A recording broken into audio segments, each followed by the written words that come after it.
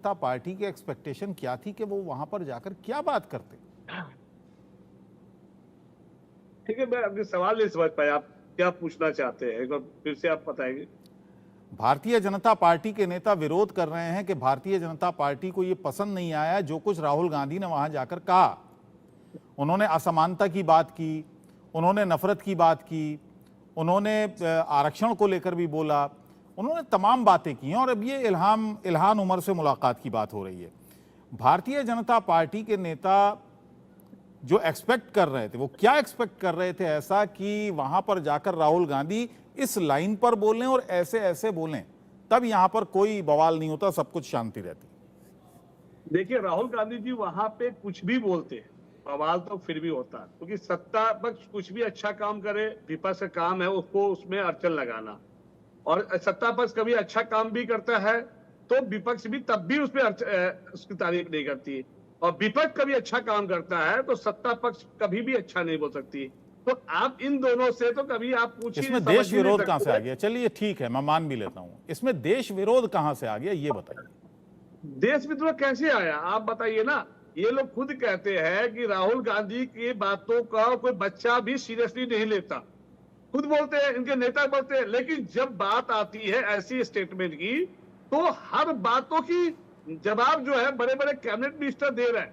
इसका मतलब राहुल गांधी कुछ तो है विपक्ष में। आज जो उनका जो चेहरा जिस तरह से उभरा है, और जिस तरह से देश उनको एक पहले से एक मैच्योर नेता के रूप में जो देख रहा है, तो कहीं ना कहीं ये साबित करता है कि विपक्ष की जो है, जो हालात है, वो अपने आप को पीछे महसूस कर रहा है।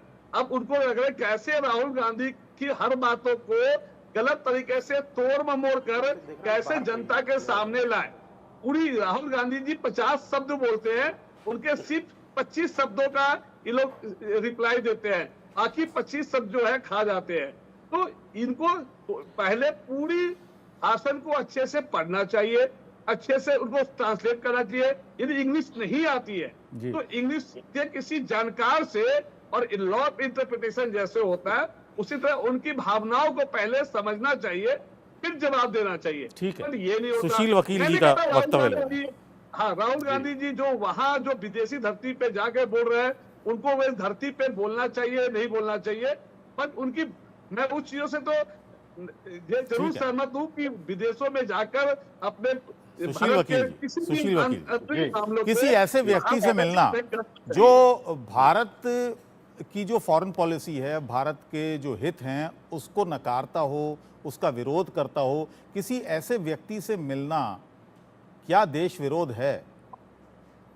नहीं, देखिए अब्दुल साहब, ये बिल्कुल देश विरोध है कि इसके साथ जो राहुल गांधी जी ने 2-3 दिन से जो स्टेटमेंट दिए हैं, जो भारत के खिलाफ वो विश्व वहाँ खोल रहे हैं, वो मद्देनजर रख के इससे उम्र से मिलना, जो पहले से बहुत भारत के विरोधी रही है, जो हर बार जब भी भारत में कुछ होता था भारत के खिलाफ स्टेटमेंट वगैरह देती है अमेरिका की संसद में, तो उस हिसाब से लगता है कि यह देश का जो ट्रेडिशन के बराबर है। राहुल गांधी का जो है वो उसका यह शोभा नहीं देता उस चीज का कहना। आप देख लीजिए पिछले 3 दिन से राहुल गांधी वहां पर एकदम सिर्फ मिलना, क्योंकि अभी तक ये बात सामने नहीं आई है कि आखिर बात क्यों है। देखिए, मिलना और मुलाकात तो रहती है ना, प्रधानमंत्री कहीं जाते हैं तो दुश्मन देश में भी चले जाते हैं, वो वहां के प्रधानमंत्री से मिलते हैं, राष्ट्रपतियों से मिलते हैं। देखिए अब्दुल साहब, अगर राहुल गांधी सीधे इल्हाम उमर से मिलने जाते तो कोई ऑब्जेक्शन नहीं थी। लेकिन पिछले 3 दिनों से जो कह रहे हैं, जैसे उन्होंने लेटेस्ट कह दिया चाइना पे, चाइना ने हमारा 4000 किलोमीटर का वर्ग का क्षेत्र लद्दाख में ले लिया, प्रधानमंत्री मुंह नहीं खोल रहे हैं, प्रधानमंत्री उस पर कोई एक्शन नहीं ले रहे हैं। 56 पॉइंट्स में से जो सिक्योरिटी पॉइंट्स उसमें वो 40 ले गया। ये चीजें जो है ना, ये तो मिलाते हैं कि राहुल गांधी वहां पर किसी से मिलने नहीं गया, बल्कि इंडिया के खिलाफ वहां पर साजिश करने गया। सुब्रहमण्यम स्वामी जो बीजेपी के नेता हैं, सुब्रमण्यम स्वामी जो बीजेपी के नेता हैं, उन्होंने भी ये दावा किया था आज से 1 साल पहले कि 4067 वर्ग किलोमीटर जमीन लद्दाख की चीन के कब्जे में है। ये दावा तो बीजेपी के नेता सुब्रमण्यम स्वामी ने किया। देखिए, सुब्रमण्यम स्वामी और राहुल गांधी जी में बड़ा फर्क है। सुब्रमण्यम स्वामी बीजेपी का खाली नेता है, वरना राहुल गांधी तो एक leader of the opposition of country का है। ये बड़ा ओहदा रखते हैं ये चीज। इनका ये कहना है कि भारत में साधारणों को से ये आज़ादी नहीं है, मुसलमानों के साथ अत्याचार किया जा रहा है। अब राहुल गांधी ने ये चीज ही बोला कि इनका जो कांग्रेस का मिनिस्टर है हिमाचल में, वो मस्जिद गिराने की बात कर रहा है कि कांग्रेस में हो नहीं होगी, क्रिमिनल नहीं होगी, फंडामेंटलिस्ट पार्टी नहीं हुई।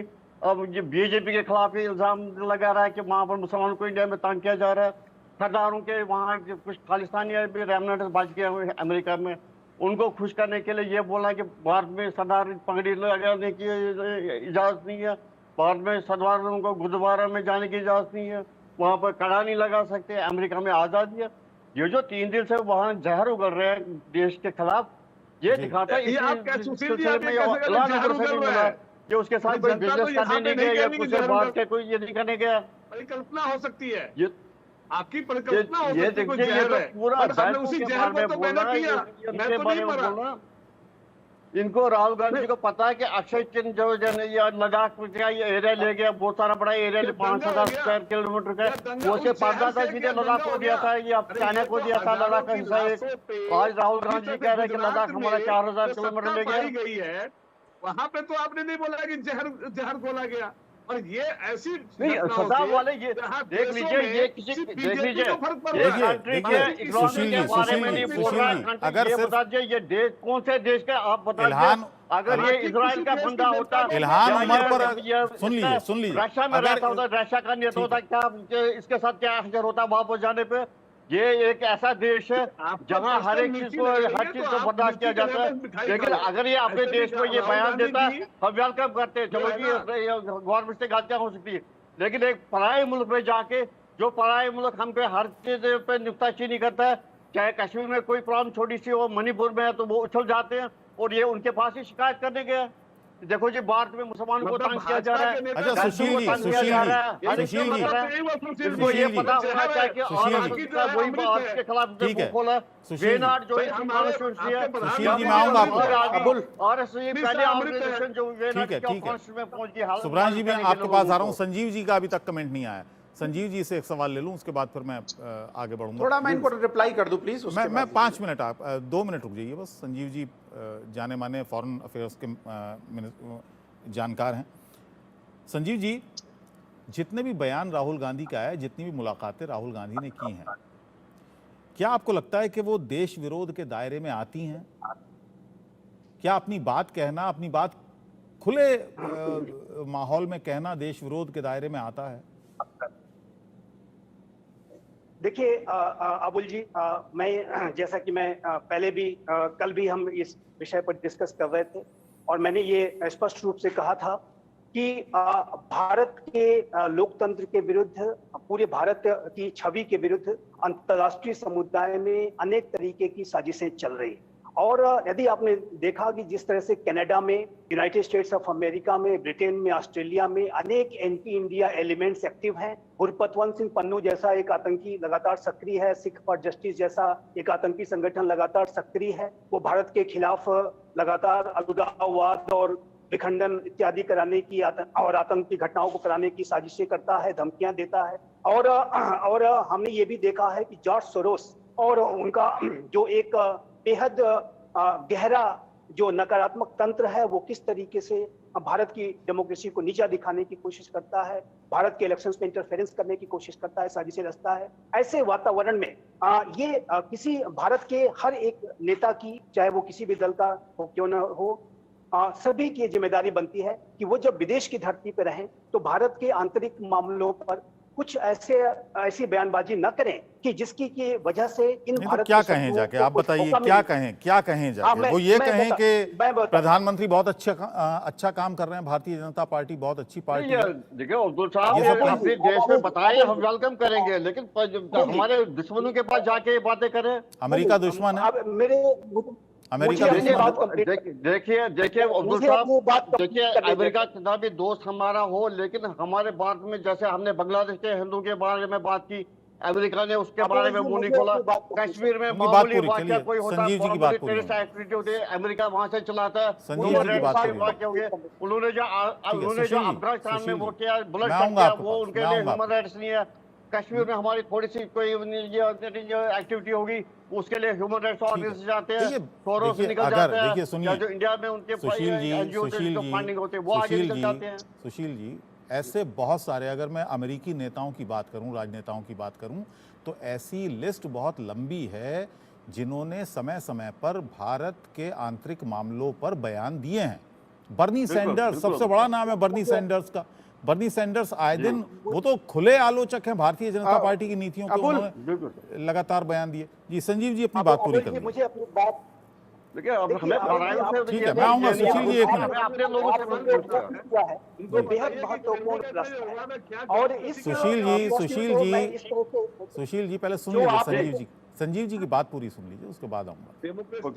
जो आपने प्रश्न किया वो बेहद महत्वपूर्ण प्रश्न है कि श्री राहुल गांधी को क्या कहना चाहिए था, वो क्या कह सकते थे। और इस संदर्भ में मेरा ऐसा स्पष्ट रूप से मानना है कि चूंकि वो लीडर ऑफ अपोजिशन है, वो जाहिर है कि भारत के पूरे राजनीतिक तंत्र में एक महत्वपूर्ण जिम्मेदारी वाला स्थान रखते हैं। वो अगर विदेश की धरती पे हैं तो वो भारत के भविष्य को लेकर के, भारत को विकसित बनाना, भारत के भविष्य को स्वर्णिम बनाना, उसके संदर्भ में अब उनका क्या विजन है उसको वो रख सकते थे, उसके बारे में वो फोकस्ड रह सकते थे।